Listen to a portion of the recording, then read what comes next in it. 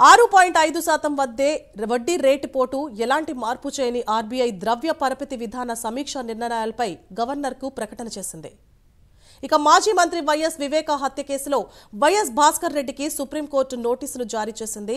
వివేక హత్య కేసులో వైఎస్ భాస్కర్ రెడ్డికి జారీ చేసిన బెయిల్ ని రద్దు చేయాలంటూ వివేక కుమార్తె వైఎస్ సునీత పిటిషన్ను సీజీఐ జస్టిస్ సంజీవ్ ఖన్నా ధర్మాసనం విచారించింది.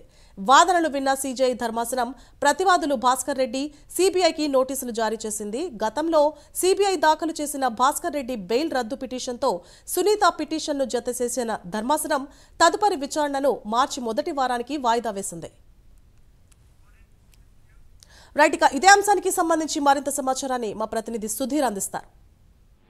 Thank you. ఏదైతే మనం చూసుకుంటే గనక మాజీ మంత్రి అలాగే వైఎస్ వివేకానంద రెడ్డి హత్య కేసుకు సంబంధించి ఇప్పటికే సుప్రీంకోర్టులో కూడా పూర్తిస్థాయిలో ఇరు వాదనలు విన్నటువంటి ధర్మాసనం కూడా పూర్తిస్థాయిలో ఏదైతే ఆ తీర్పు కూడా మార్చి 30 నాటికి కూడా వాయిదా వేయడం జరిగింది. అయితే ముఖ్యంగా చూసుకుంటే ఏదైతే వైఎస్ వివేకానంద హత్య కేసులో ఉన్నటువంటి మనోహర్ రెడ్డి కావచ్చు, అలాగే కొంతమంది పైన కూడా పూర్తిస్థాయిలో వాళ్ళకి ఇచ్చేటువంటి బెయిల్ పూర్తిస్థాయిలో రద్దు చేయాలని చెప్పి సునీత కూడా కంప్లైంట్ చేయడం జరిగింది. అయితే ముఖ్యంగా చూసుకుంటే కనుక ధర్మాసనం ఈరోజు కనుక ఇద్దరి వాదనలు వినిన తర్వాత అయితే పూర్తిస్థాయిలో కూడా ఈ కేసుకు సంబంధించిన దానిపైన కూడా మార్చి 30 నాటికి కూడా వాయిదా వేయడం జరిగింది. ఏదేమైనా చూసుకుంటే కనుక మాజీ మంత్రి వైఎస్ వివేకానంద రెడ్డి కేసు అయితే కనుక రోజు రోజుకు పూర్తి స్థాయిలో కూడా మనం చూసుకుంటే కనుక ముందుకు వెళ్తున్నామని చెప్పుకోవచ్చు. ఏదేమైనా ఇప్పటికే మనం చూసుకుంటే కనుక వైఎస్ సునీతారెడ్డి పూర్తి స్థాయిలో కూడా దీనికి సంబంధించినటువంటి ఎవరెవరికి బెయిల్ వచ్చాయో వాళ్ళందరిపైన కూడా పూర్తి స్థాయిలో వాళ్ళ బెయిల్ రద్దు చేయాలని చెప్పి ఆమె ఇప్పటికే సుప్రీంకోర్టు ఆశ్రయించి తెలుస్తుంది. అయితే ఈ నేపథ్యంలో కూడా ఈ కేసు సంబంధించి అయితే కనుక తీర్పు అయితే కనుక